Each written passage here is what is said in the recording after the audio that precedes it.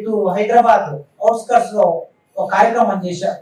నన్ను ఆహ్వానించాడు కానీ వెళ్ళలేకపోయాను. నేను దాదాపు ఒక 300 మంది కుటుంబాలు, ప్రత్యామ్నాయ ఆలోచన కలిగిన కుటుంబాలన్నీ ఒక 3-4 రోజులు ఒక దగ్గర కూర్చొని మాట్లాడుకొని, పిల్లలతో పాటు 5 రోజులు పిల్లలతో పాటు కుటుంబం అంతా, కుటుంబం అంటే భార్య భర్త మాత్రమే కాకుండా అందరూ కలిసి వచ్చి ఒక 5 రోజులు ఒకే దగ్గర ఉంటే ఆ పిల్లల మధ్యన సంబంధం ఏర్పడుతుంది, ఆలోచనలు ఒకరికొకరు కలుస్తాయి, స్నేహం ఏర్పడుతుంది, కుటుంబాలకి మధ్యన ఒక రకమైన స్నేహం ఏర్పడుతుంది, బాంధవ్యం ఏర్పడుతుంది.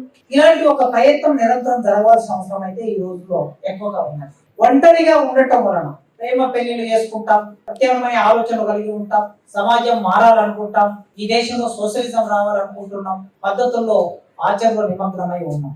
ఈ ప్రత్యేకమైన ఆలోచనలు కలిగినటువంటి వాళ్ళకి సెలబ్రేట్ చేసుకోవడానికి, కలిసి ఉండడానికి కార్యక్రమం ఏమిటి అనే ప్రశ్న వేసుకుంటే మనకు అలాంటి ఒక ఆచరణ లేదు. అదొక పెద్ద గ్యాప్ ఉన్నది మనకి. అంటే ప్రత్యేకమైన సంస్కృతి అంటున్నాం మనం, మార్క్సిస్ట్ అవుట్లుక్ లో ప్రత్యేకమైన సంస్కృతి ప్రజల సంస్కృతి అంటున్నాం. కానీ ప్రత్యేకమైన సంస్కృతిని మనం విస్తృతంగా డెవలప్ చేసి ప్రజలందరూ కలుసుకునే ఒక సందర్భాన్ని, ఒక వేదికని ఏర్పాటు చేయలేకపోతున్నాం. ఎప్పుడైనా మనం మేల్కొని అలాంటివి చేయకపోతే మన ప్రజలు కూడా, పోరాడే ప్రజలతో పాటు ఉండే మన కార్యకర్తలు కూడా ఉంటారు. పార్టీ కార్యకర్తలు అందరూ కూడా అన్ని విలువలతో ఉండలేకపోవచ్చు, ఎందుకంటే సమాజంలో మనం జీవిస్తున్నాం కనుక. ఎందుకంటే ఇంకో ఆల్టర్నేట్ లేనప్పుడు అనివార్యంగా అందులోకి తోసివేయబడుతున్నారు. వినాయక చవితులు నిమగ్నం అవుతున్నారు, అయ్యప్ప మాలలో నిమగ్నం అవుతున్నారు, వివిధ పండుగల్లో నిమగ్నం అవుతున్నారు.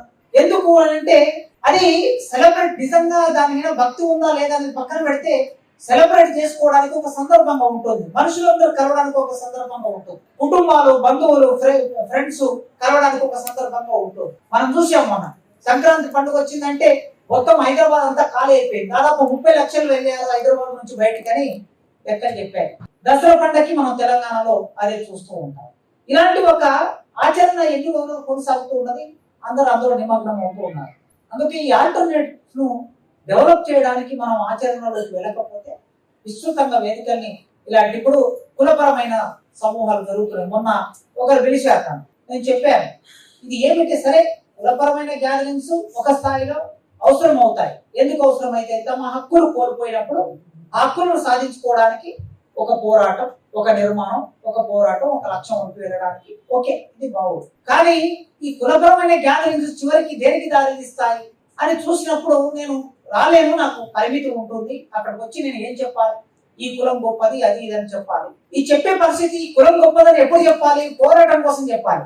కానీ మీరు సమ్మేళనం చేస్తున్నారు కదా, ఏం చెప్పాలి అంటే మీరు అదే చెప్పండి సార్ సమ్మేళనంలోకి వచ్చి అని వాళ్ళు చాలా వాదన చేశారు నాతో.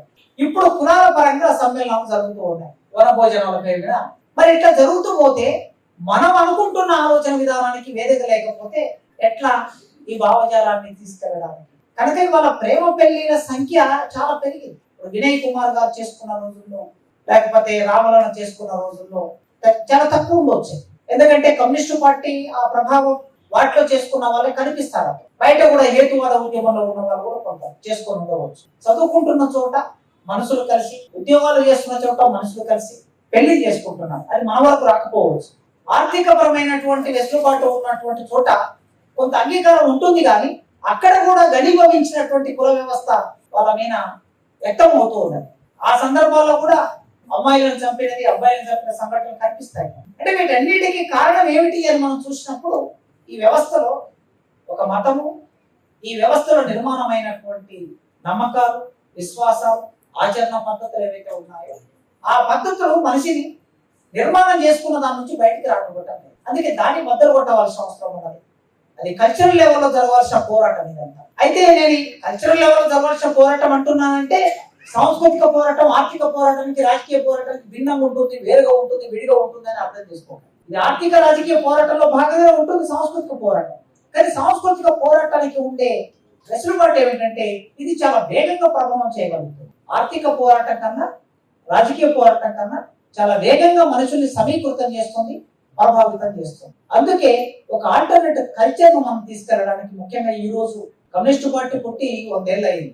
100 ఏళ్ల తర్వాత మనం ఇలాంటి ఆలోచనలు చేయవలసిన పరిస్థితి వచ్చింది. నిజంగా 100 ఏళ్ల నుంచి ఈ ఆలోచనలు చేస్తూ వచ్చి ఉంటే మనకు సంబంధించిన ఆల్టర్నేట్ కల్చరల్ ఫార్మ్స్, ఇప్పుడు చాలా సాంస్కృతిక ఉద్యమాలు పేరు మీద వచ్చిన పుస్తకాలన్నీ చూస్తే మనకి ప్రజానాట్య మండలి, ప్రజానాట్య మండలి చేసినటువంటి ప్రయోగాలు ఇవి మాత్రమే కనిపిస్తున్నాయి తప్ప అసలు ఇది మాత్రమే అంటే ప్రజల బాణం తీసుకొని పాఠం రాయటం, ఒగ్గు కథ చెప్పడం, బుర్రకథ చెప్పడం, బుర్రకథ ఫామ్ లోకి వర్గ పోరాటాన్ని తీసుకొని చెప్పడం, ఇవి మాత్రమే ఆల్టర్నేట్ కల్చర్ అనుకున్నాము.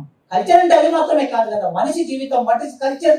అగ్రికల్చర్ లోని కల్చర్ ఉంది కనుక వ్యవసాయం మొదలైనప్పటి నుంచి కల్చర్ మొదలైంది ప్రపంచం. కనుక ఈ కల్చర్ అనేది మనిషి పుట్టినప్పటి నుంచి చచ్చే వరకు జరిగే మొత్తం ప్రాసెస్, మనిషి జీవితంలో ఉన్న ప్రాసెస్ అంతా కల్చర్. ఆ కల్చర్ కు సంబంధించిన పుట్టుకకు సంబంధించి ఒక ఉత్సవం ఉన్నది, 21వ రోజు చేస్తున్నాం.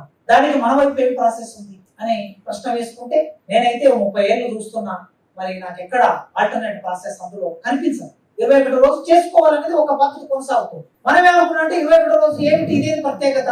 మా పిల్లలకైతే నేను 21వ రోజు ఏం చేయలేదు. కానీ ఇంట్లో మా అమ్మ నాన్న విపరీతమైన అసంతృప్తి. మేము పెళ్లి చేసుకున్నప్పుడు మాకేం పెద్ద అడ్డంకులు రాలేదు. సరే మా భార్య కుటుంబం విప్లవోద్యమంలో ఉంది కనుక పెద్ద విషయం కాదు. సరే నా కుటుంబం అంటే వాళ్ళే పెద్ద ఆర్థికంగా బాగా డబ్బులుండి మమ్మల్ని నన్ను కాదనుకునే పరిస్థితి లేదు మా అమ్మ నాన్న. కులాంతరం ఏం చేసుకోవాలంటే స్పష్టంగా భారతదేశంలో ఏ కులం నుంచి వచ్చామని చెప్పుకోవాలి, తప్పదు. అది మిత్రులు ఉంటారు, బంధువులు ఉంటారు, కుటుంబం ఉంటుంది. మరి వీళ్ళందరూ మనం చేస్తున్న కార్యాచరణ పట్టునే వ్యతిరేక భావం కలిగే అవకాశం కూడా ఉంటుంది. వీళ్ళు ఇట్లుంటారు కదా, ఎందుకు వీళ్ళు చేసేది ఏంటి? అసలు మనుషులే కలన్నటువంటిది ఒక సందర్భం లేనటువంటిది ఏంటి వీళ్ళు చేసేది? ఎప్పుడు పోరాటం అంటారు, కేసులు అంటారు, జైలు అంటారు. వాళ్ళు జైలు పోయినప్పుడు మనం విడిపించుకురావడం మన పని, జైలు పెట్టి విడిపించుకురావడం మన పని తప్ప అంతకు మించి మన అవసరం వీళ్ళకి ఎక్కడ కలగదు. మన పండుగలు పిలిస్తే రారు, మన సమూహాల్లో భాగం కాదు. ఇట్లాంటి ఒక భావన వాళ్ళలో ఏర్పడి ఉంటుంది. మరి వాళ్ళు ప్రజలే, విముక్తి కావాల్సిన ప్రజలే. ఆ ప్రజల్ని లొకేట్ చేయడానికి ఏదో ఒక ఆలోచన అయితే మనం సీరియస్ గా చేయాల్సి ఉంది. ఇప్పుడైనా అన్ని పార్టీలు వెనకబట్టబట్టిన ఈ దశలో మనం కనీసం సాంస్కృతిక పోరాటం గురించి సీరియస్ గా ఆలోచించవలసిన అవసరం ఉందనేది సాంస్కృతిక రంగంలో పనిచేసేవాడు, విప్లవ రచయితలో పనిచేసినటువంటి వారి కనుక నేను సాహిత్యం సాంస్కృతిక రంగంలో పనిచేస్తాను. దాదాపు 30 ఏళ్ళుగా అదే రంగంలో పనిచేస్తున్నాం, మాట్లాడుతున్నాం, రాస్తున్నాం. కనుక కొద్దిగా ఆలోచిద్దాం వీటి విషయంలో. బైరి నరేష్ మోహన్ అలాంటి ప్రయోగం 5 రోజులు అనేది చిన్న విషయం కాదని. అయితే ఒక పిల్లవాడు చాలా ఆశ్చర్యంగా ఫేస్బుక్ లో ఒక ఫోన్ తీసుకున్నాడు. అక్కడ ఉన్నటువంటి 300-400 మందిని అందరితో మాట్లాడుకుంటూ ఫోన్ ఇట్లా లైవ్ పెట్టి, వాడి వయసు ఎంత అంటే 4th క్లాస్ అంటే 10 ఏళ్ళు 11 ఏళ్ళు ఉండొచ్చు. మరి ఎంత యాక్టివ్ గా మాట్లాడుతున్నా అంటే ఫోన్ ఇలా పెట్టి ఒక స్పష్టమైన యాంకర్, ఒక మంచి ఛానల్లో మాట్లాడే యాంకర్ లాగా ఫోన్ ఇలా పెట్టాడు. ఒక్కొక్క దగ్గరికి వెళ్ళి 5 రోజులు ఇక్కడ ఉన్నావు కదా తమ్ముడు, నీకు ఏమనిపించింది మాట్లాడు అని ఫోన్ అని చెప్తున్నాడు. తిప్పి వాడు మాట్లాడుకుంటూ నేను ఇక్కడ ఉన్నాను, 5 రోజులు ఎన్నో విషయాలు ఉన్నాను, బైరి నరేష్ అంకుల్ ఇది మాట్లాడాడు, ఆకులని మొరలు అంకులని మాట్లాడాడు, ఇది మాట్లాడాడు, నాకు చాలా సంతోషం అనిపించింది. నేను ఇన్నాళ్ళు దేవుడు ఉన్నాడు అనుకునేవాడిని, ఇక్కడికి వచ్చాను కానీ చూస్తే దేవుడు లేడని అర్థమైంది నాకు ఇప్పుడు. అది ఇట్లా మాట్లాడుతున్నాడు. ఎక్కడ తొనుక పెరగకుండా ఒక 10 సంవత్సరాల పిల్లవాడు అంత బాగా మాట్లాడగలిగాడు. అక్కడి పరిస్థితిని చూసి 2-3 పిల్లలు వరుసగా నిలబెట్టి వాళ్ళ ఫోన్ ఇట్లా పెట్టాడు. వాళ్ళ పిల్లలు కూడా మాట్లాడుతున్నారు. ఈ కలయిక వలన సాధ్యమైంది. మనకు విప్లవం ఎక్కడ ఉంటుంది, పోరాటం ఎక్కడ ఉంటుంది అంటే మన ఇల్లు వదిలేసి బయటకు వచ్చినప్పుడే మనం విప్లవం పోరాటం అంటుంది. మన ఆఫీస్ లో విప్లవం ఉండదు, మన ఇంట్లో విప్లవం ఉండదు, మన కుటుంబాల్లో బంధువుల విప్లవం ఉంది. నేను గమనించి చెప్తున్నా, సబ్జెక్ట్ టు ద కరెక్షన్. మీరు ఎవరైనా చెప్పవచ్చు. చాలా మందిని చూశాను నేను. ఒక టీచర్ అయితే తన చుట్టూ 30 ఏళ్ళు పనిచేస్తే కొన్ని వేల మంది విద్యార్థులు చదువుకొని పోతారు. ఎంతమంది నీ జీవితంలో విద్యార్థులు నేను ఇన్ఫ్లుయెన్స్ చేశారు. వేదిక మీదకి వచ్చి గంట సేపు విప్లవం గురించి మాట్లాడతాడు ఆయన. కానీ ఆయన పనిచేస్తున్న స్కూల్లో చుట్టూ ఉన్నటువంటి 10 మంది టీచర్లకే విప్లవం గురిస్తారు, వర్గ పోరాటం గురిస్తారు, కమ్యూనిస్ట్ పార్టీ గురించారు. ఆయన కుటుంబం ఆయన ఏం చేస్తున్నాడో తెలియదు. ఆయన కుటుంబాన్ని వదిలేసి బయటకు వచ్చినప్పుడే పోరాటం. ఈ స్థితి ఉంది మనం. కనుక కుటుంబాలు కలవడానికి ఒక వేదిక, సంవత్సరానికి 2-3 సార్లు కుటుంబాలు కలవాలి, ప్రేమికులు కలవాలి, పోరాటం చేస్తున్న వాళ్ళు కలగాలి.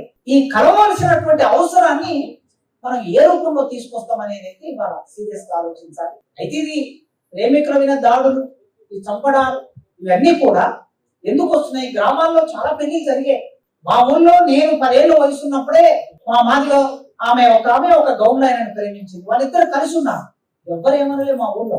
మా ఊరేం పెద్ద చాలా మారిపోయినటువంటి టౌన్ కూడా కాదు, ఒక చిన్న గ్రామ పంచాయతీ, ఒక 5-6 వేల జనాభా ఉన్న గ్రామ పంచాయతీ నల్లమల్ల అడవుల దగ్గర. ఎవరు ఏమనలే, వాళ్ళని కలిసి జీవించారు వాళ్ళిద్దరు.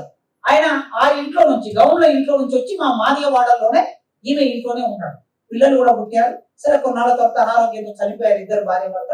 ఆ పిల్లలు ఇప్పుడు ఉద్యోగాలు కూడా చేసుకుంటున్నారు. అట్లా మా ఊళ్ళో దాదాపు ఒక 10 పెళ్లిళ్ళు అయ్యాయి కులాంతర వివాహం. ఎవరి మీద ఎవరు దాడి చేయలేదు.